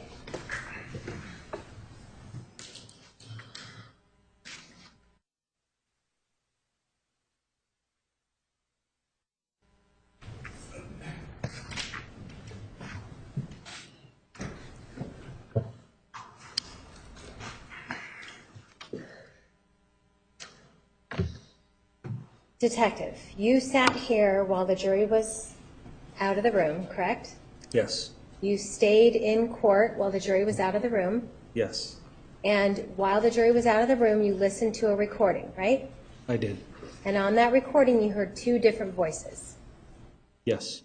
And during that recording, those two different voices were questions and answers, right? Yes. And while the jury was out of the room, you were told that one of those voices that you were listening to was Zach Billings, right? I was told that one was Zach Billings, yes. And you understand that Mr. Martinez also said it was Zach Billings. Objection, irrelevance as to what Mr. Martinez thinks. He thinks lots of things. I didn't say things, said. Objection as to what Mr. Martinez Overruled as stated, or as, yes. Overruled, okay. Overruled as stated. And you understand that the other voice was Mr. Nurmi. Did you recognize his voice or no? No, I didn't. It was played very low. I couldn't recognize the voices. Okay. And during that question and answer that you were listening to on a tape recording while the jury was out, isn't it true that the voice of, as you have come to understand, of Mr. Zach Billings answered no, he did not use Mr. Alexander's computer? I heard someone on the recording say that they did not use Mr. Alexander's computer. Thank you. Nothing further. Cross-examination. Sir, with regard to this particular case, you're the case agent, correct? Yes, I am. And you were the person who pulled the property back on June 19th of 2009, correct? Yes. And the Mesa Police Department, with regard to the compact Rosario laptop, keeps it in an area that is away from everybody, correct? Yes. Specifically, police officers are not allowed to go back there, are they? We are not allowed to go into the evidence section. And specifically, the only people that are allowed to go back there are the people that work with the property, correct? Yes. And they're called property custodians, correct? Yes. And in this particular case, what happened is that when defense counsel, previous defense counsel, requested to view the property back on June 19th of 2009, you made a request of those property custodians to provide you with what we're calling the Travis Alexander laptop, correct? Yes, I did. And there was some paperwork that is generated when this happens, correct? Yes. And there's paperwork that's generated when the item is turned over to you, correct? Yes. And there's paperwork generated when you turn the item back, right? Yes. And the items are always returned in a sealed condition, correct? They won't accept them if they're not sealed. And when you receive them, you go get them, they're also in a sealed condition, correct? Yes. Let me show you exhibit number.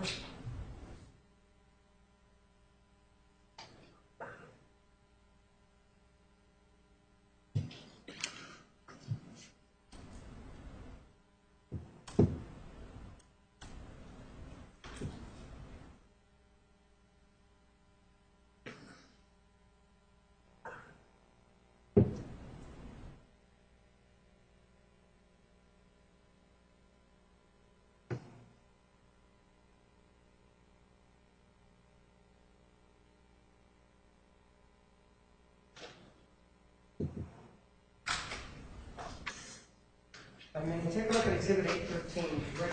Actually, this is the chain of custody involving the compact Rosario laptop, correct? Yes, it is. I may have it.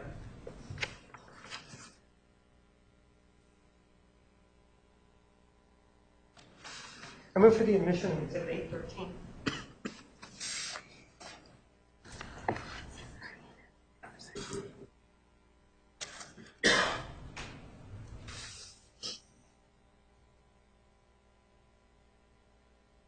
Any objection? If I could just hold 1 second. Yes.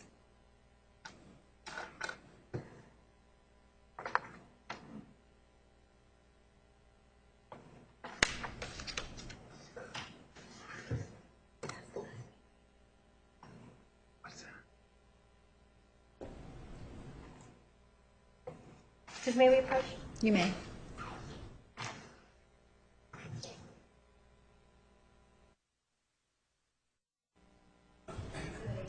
Admitted. Exhibit 813 is admitted.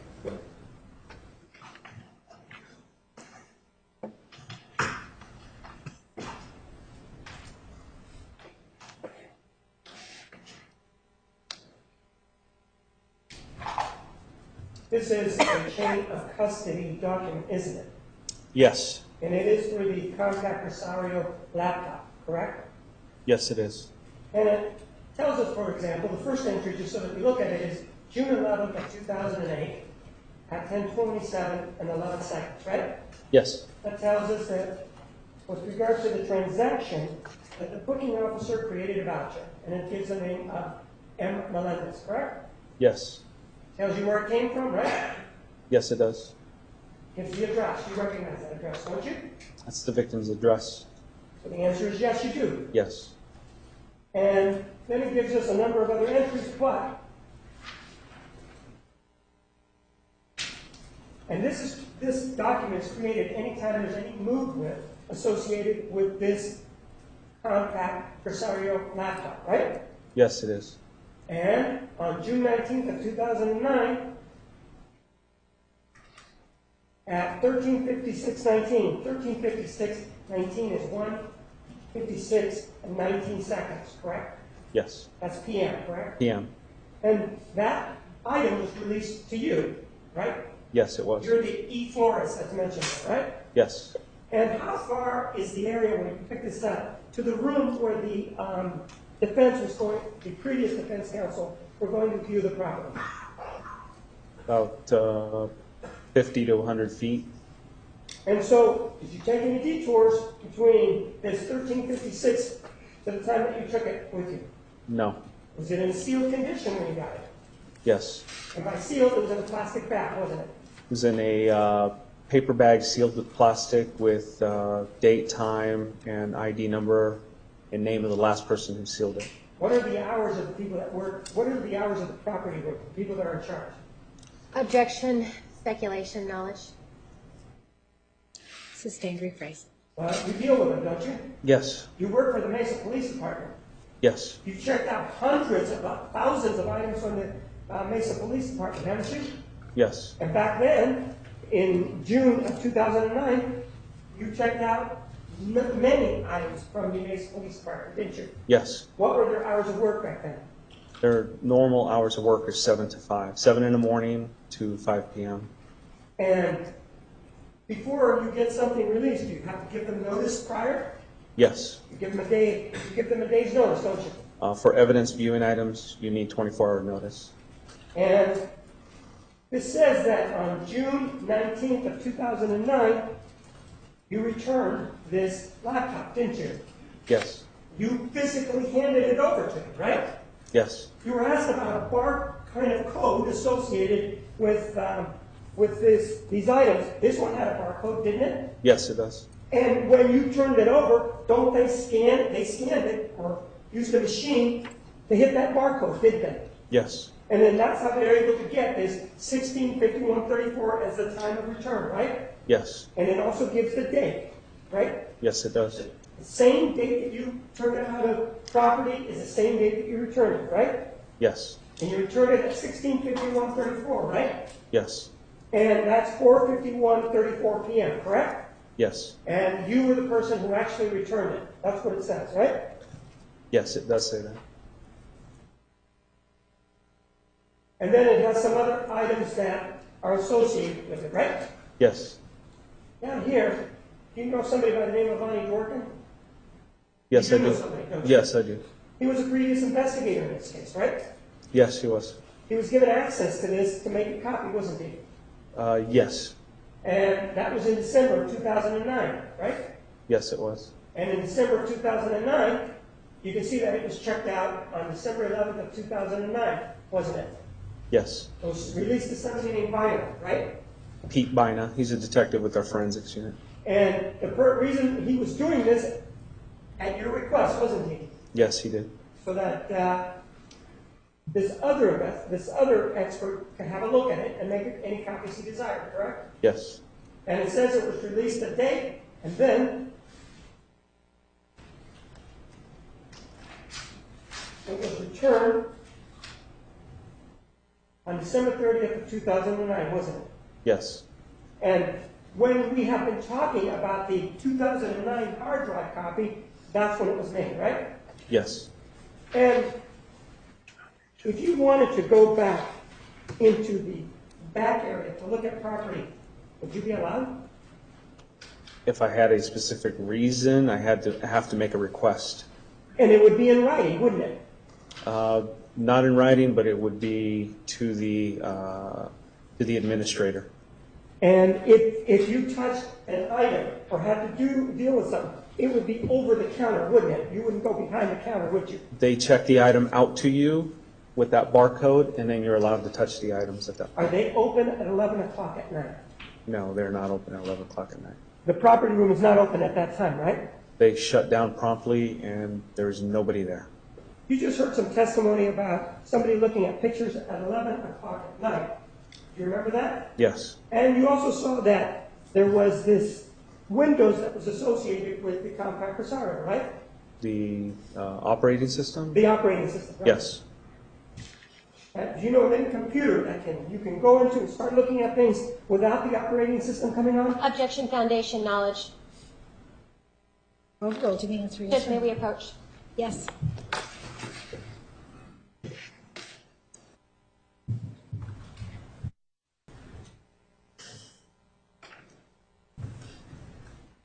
You're familiar with computers, right?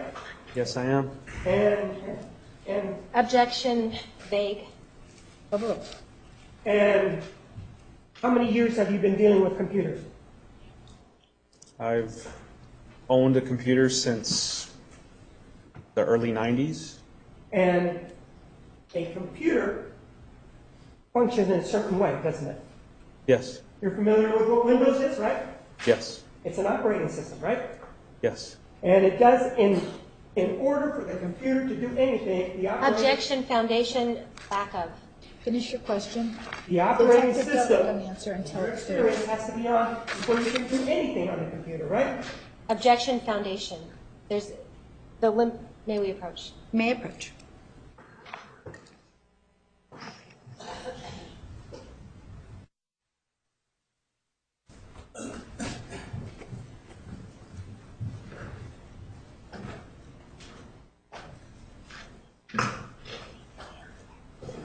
So, officer, without an operating system being run, is there any possible way to then look at pictures or go to Google or do anything like that on the computer?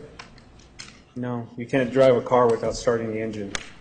Sir, the other thing that you were asked about was whether or not this other individual, Zachary Billings, had access to Mr. Alexander's computer, right? You were asked about that, right? Yes, I was. And there was a conversation with Mr. Billings back at the time that the body was found, right?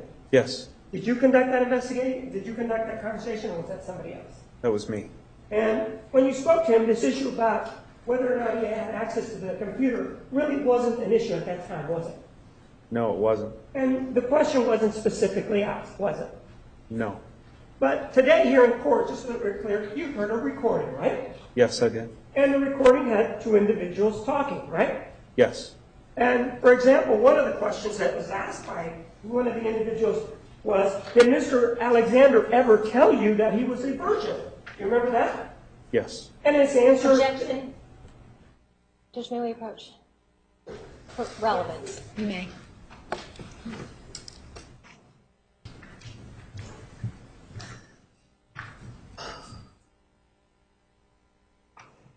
Objection sustained. The jury will disregard the question. You were in court when a tape was played, weren't you? Yes. And it was indicated to you by whoever it was that one of the individuals was Zachary Billings, right? Yes. And during that conversation, there was the question asked about whether or not he actually went on, he being the person speaking, actually went onto Mr. Alexander's computer, right? Yes. And he indicated he did not, right? Yes. And the person that was on that tape was purported to you to be Zachary Billings, correct? Yes. Sir, with regard to people going onto his computer, we've seen a photograph. That computer was in an office, wasn't it? Yes. The door was open when you got there, right? Yes, it was. And in fact, you have heard some of the defendant's statement with regard to this case, haven't you? Yes, I And have. you've heard statements by her about that particular computer, haven't you? Yes. She had access to it at some points, didn't she? Yes. Objection, relevance. Overruled. And additionally, one of the Objection, other... foundation, relevance. You may inquire on redirect. And with regard to this conversation that you had with the defendant, she also told you that Mr. Alexander kept his house open for people to come in, didn't she? Yes. And that people could come in and go inside of that house because he never kept his doors locked, right? Yes. It may be true that you heard an individual who was purported to be Zachary Billings saying, no, he didn't do it. Objection, Judge, may we approach? Yes.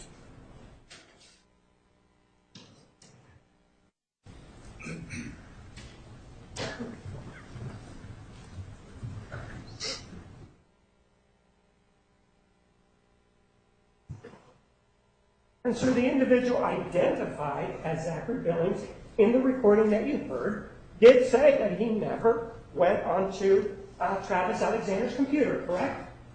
Yes. But as part of the investigation, the Mesa Police Department did not talk to everybody that had ever gone into that house, did you?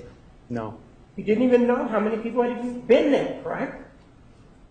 Correct. And you didn't know the dates and times that had ever been there, right? No. There was never any indication that this door was ever kept locked, was it? No. I don't have any other questions. Redirect.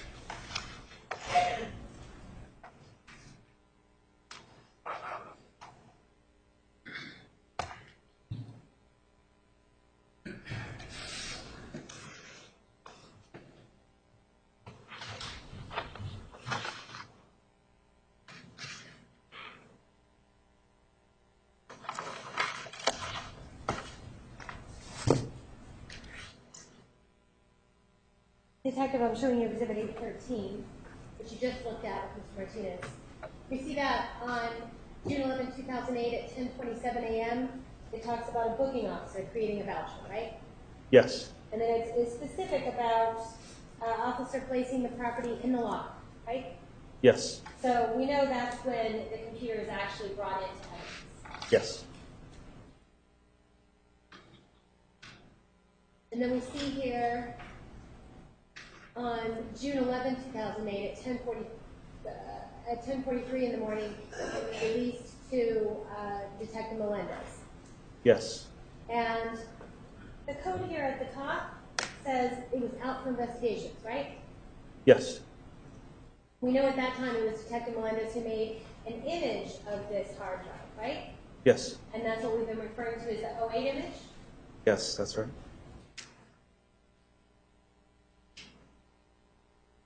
On June 19th, the date that 2,400 or so files were modified, we see that it was checked out and released to you, right? Yes. At about 1:56 in the afternoon. Yes.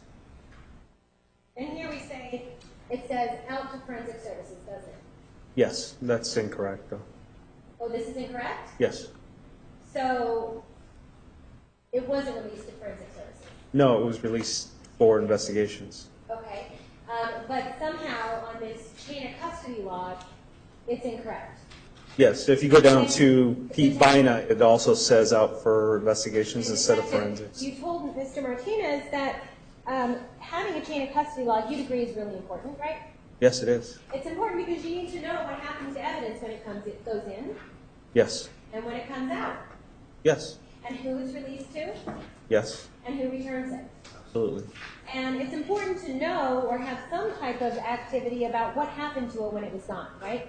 That's not something that they really care about and in the evidence section. Sometimes they ask you, sometimes they guess, and sometimes it just automatically populates.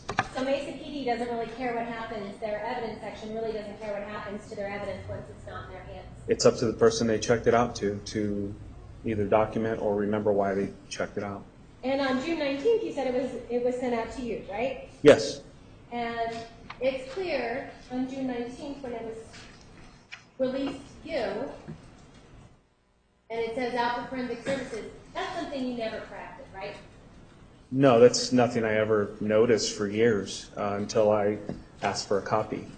That section is filled out by the evidence tech. Right, but Sometimes, like I said, sometimes they ask, sometimes they don't. You're the case agent, right? Yes. You're in charge of this case, right? Yes.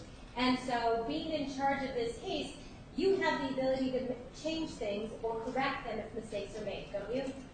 No, I don't. No, I don't. You don't have the ability to change things when mistakes are made? Not in the evidence section. You don't have the ability to write a supplement and put it into the whole entire case so that we all know when something happens that's incorrect? You can correct it with a supplemental report? Not for something this minor. No, I wouldn't do that. So it's okay with you then to basically leave it.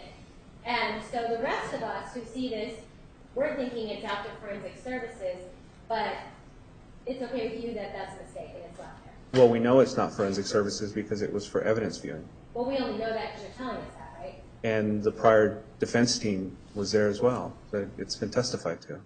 Right, but they weren't there when it was returned, were they? No, they were already gone. Okay.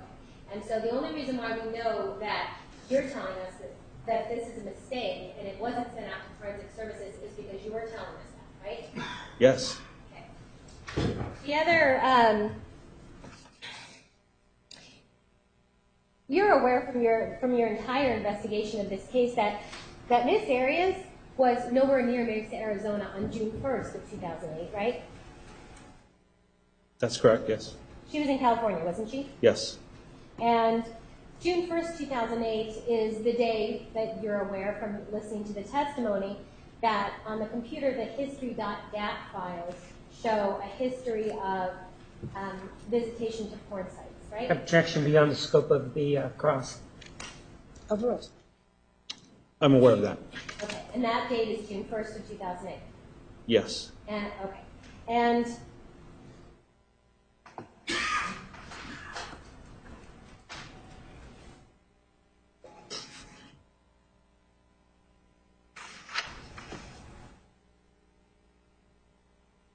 you're telling us that on December 11th, showing you Exhibit 813 again, December 11th we see that it was released out for investigations to Detective Bynum. Is that right?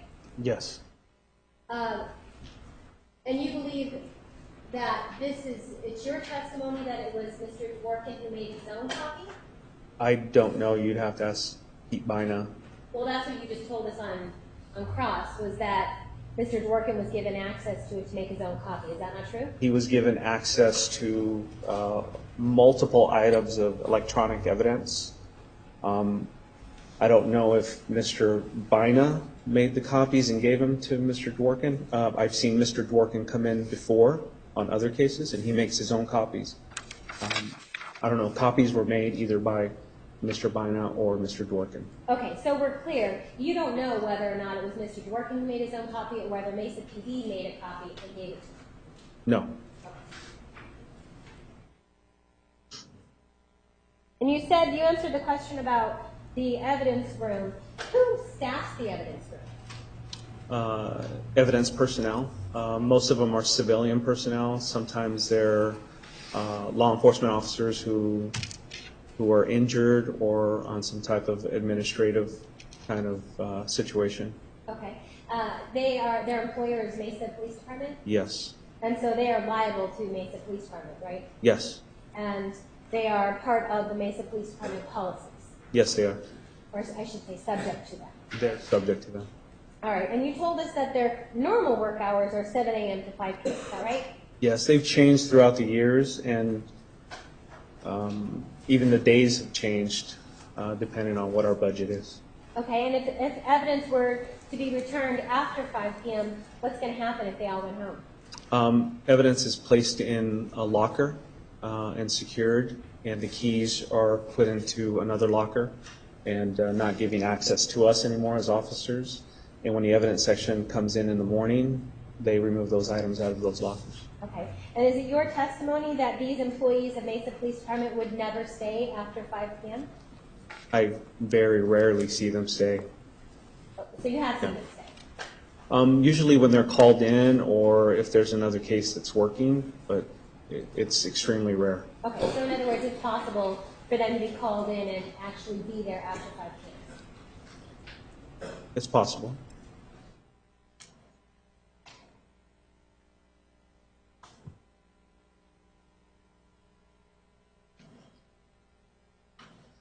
You were asked questions about operating systems, right? Yes. And what your knowledge was about computers in general, right? Yes. And you told us that you've owned them. Yes. And you've told us that that you've seen Windows, the operating system, before. Yes. You see it when a computer turns on if you have a Windows operating system. Yes. And wasn't it just yesterday that you told us that you don't know how to run directories on a computer? That's not your thing? I don't know how to run directories, no. Okay, so you're not a computer expert, right? No, I'm not an expert. Okay, and you don't know all the different types of operating systems there are? No. And you don't know that different operating systems are generated at different times, different years? No.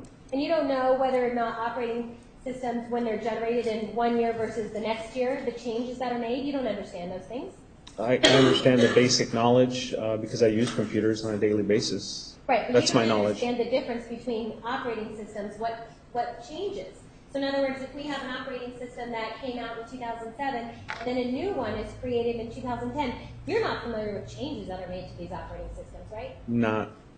Not specific changes, no. Your knowledge of computers stops far before that, doesn't it? Yes. Thank you, nothing. Any questions for this witness from the jury? All right, I see none. Ladies and gentlemen, we're going to take a recess. Please return in 15 minutes. Please remember the admonition.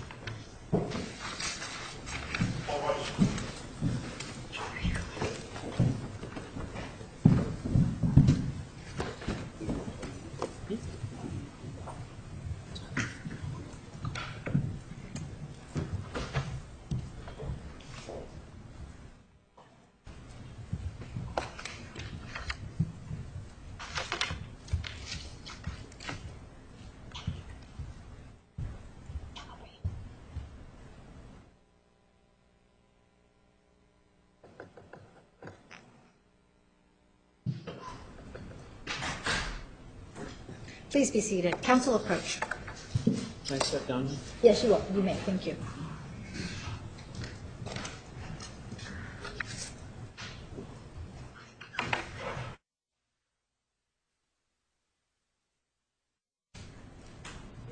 See if you can round the jurors up. Yeah, I had it recorded.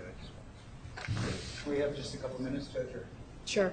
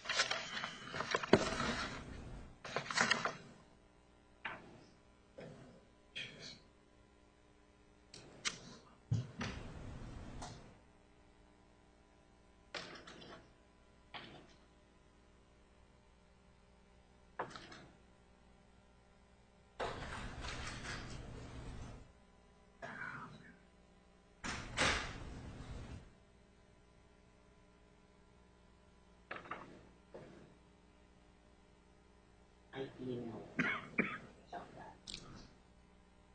And my court reporter friend sent me that. This email. Have you started email about that stuff? So then she had an email.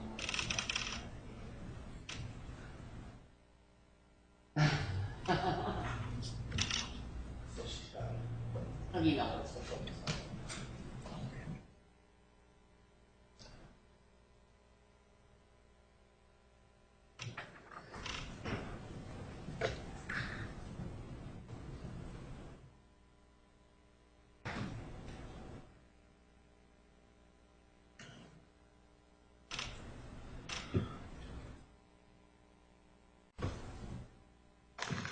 All rise for the jury.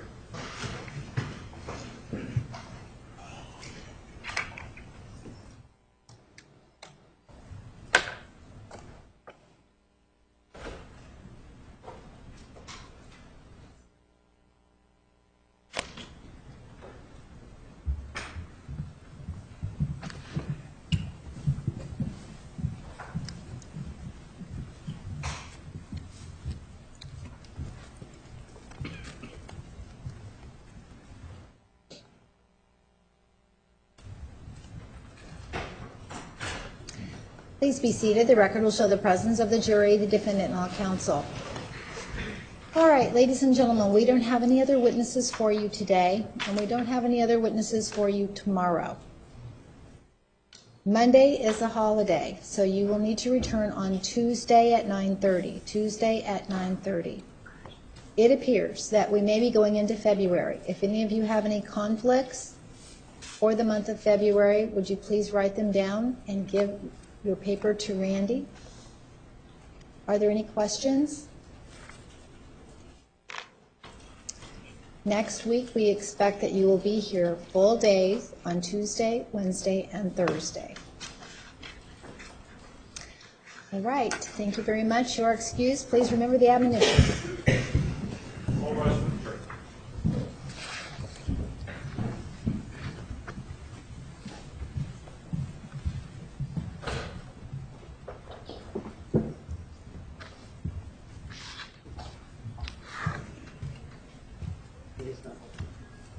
Yeah.